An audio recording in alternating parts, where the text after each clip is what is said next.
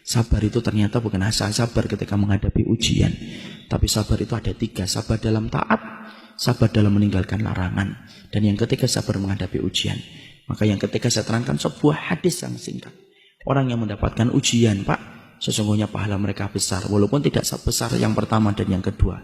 Tapi Nabi kemudian menerangkan kepada kita, kelak pada waktu hari kiamat, Allah itu akan membagi manusia jadi 2. Yang pertama, ahlul afiyah, ahlul musibah, ahlul afiyah. Dalam riwayat Ibnu Majah, Rasulullah itu bersabda, manusia nanti ketika dikumpulkan di padang mahsyar dibagi menjadi 2. Ada yang pertama ahlul musibah, yang kedua ahlul afiyah. Ahlul musibah itu siapa? Orang yang di dalam hidupnya diuji terus oleh Allah, sakit, bangkrut, dan lain sebagainya. Ini namanya ahlul musibah. Ada yang kedua, ahlul afiyah. Ahlul afiyah itu jarang diuji, jarang sakit, jarang kemudian mendapatkan musibah dalam hidupnya. Bapak tahu, perintahnya Allah pertama kali kepada malaikat, uhsubu ahlul musibah. Hisab dulu ahlul musibah dulu. Yang ahlul musibah dihisab dulu, Pak. Dihisab, ditimbang, lalu kemudian ahlul musibah itu para malaikat berkata, ya Allah, ahlul musibah itu sudah habis. Tinggal dikit dosa-dosanya karena ditebus dengan berbagai macam musibah-musibah yang dulunya engkau berikan kepada mereka dalam kehidupan di dunia. Tinggal dikit saja. Kemudian Allah berfirman, u'tuhum salasan, kasih mereka 3. 1, khairan, kasih mereka surga.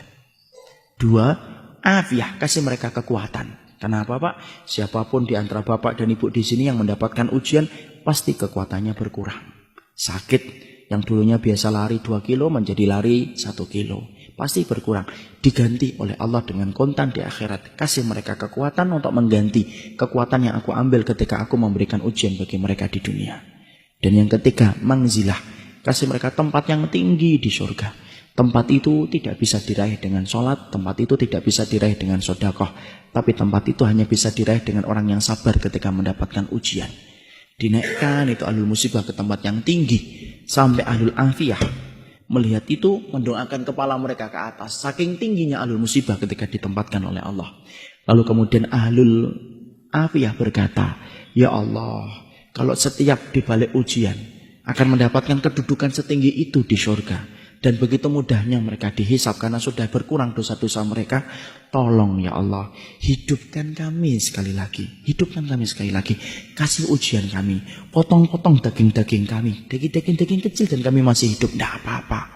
Selama kami mendapatkan 3 yang kamu berikan kepada musibah ketika di dunia. Tapi tidak ada lagi balik ke dunia itu. Disitulah kita paham, Pak. Ujian itu berat, tapi barangnya kontan. Kalau kita semuanya disenangkan dalam hidup, Pak, malah kita bingung dari mana kita akan mendapatkan pahala kesabaran. Kalau Bapak punya istri langsung solihah, anaknya langsung hafal Quran, kerjaannya langsung lancar, malah bingung dari mana kita mendapatkan pahala kesabaran. Makanya kemudian kita kalau mendapatkan ujian, sabar. Saya belajar sabar dari ibu saya, Pak. Saya tidak bermaksud mensucikan siapapun di hadapan Allah. Tapi ibu saya dan bapak itu mendapatkan ujian yang menurut anak tidak ringan. Ibu dan bapak saya itu mendapatkan putra yang pertama Down syndrome, Pak. Berkebutuhan khusus. Anak yang kedua berkebutuhan khusus. Kakak laki-laki pertama saya umurnya 53 tahun. Kakak perempuan saya 43 tahun. Dan itu berkebutuhan khusus, Down syndrome. Mandi harus dimandikan, makan harus dikondisikan, tidur harus disediakan. Itulah yang menjadikan saya tidak bisa keluar kota. Sampai beberapa lama, paling-paling setengah tahun baru sekali, 2 kali. Karena kemudian setelah pasca meninggalnya ibu, saya merawatnya. Tapi saya belajar dari kesabaran ibu saat itu. Saat itu saya ketika kecil, Pak, SMP, saya masih ingat, kadang-kadang ibu kalau makan di warung itu tidak pernah malu beliau. Selalu digandeng kakak saya. Dan tidak pernah ditinggalkan di mobil. Saya anak SMP, wajar, malu, Pak. Saya ngomong dan komentar, Bu ditinggal aja di mobil. Kan orang pada ngeliatin. Kan kita tahu, Pak, masyarakat Indonesia tidak bisa ngelihat sesuatu yang agak beda dikit, kecuali pasti dilihat terus. Ibu saya ngomong, ya apa-apa nak, biarkan saja. Ibu yang kemudian akan megangin, kamu duduk di jauh-jauh dari ibu, tidak apa-apa. Di rumah ibu bilang, tahu nggak nak? Kadang-kadang tobat belum tentu nasuha. Kadang-kadang istighfar belum tentu hati kita khusyuk.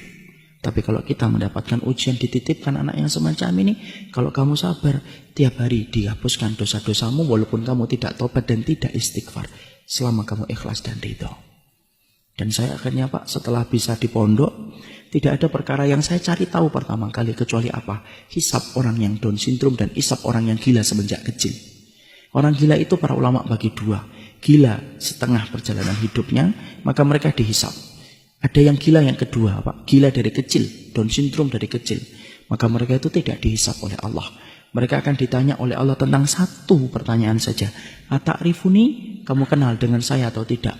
Kalau anak-anak itu menjawab, iya kami kenal engkau ya Allah. Langsung Allah masukkan ke surga.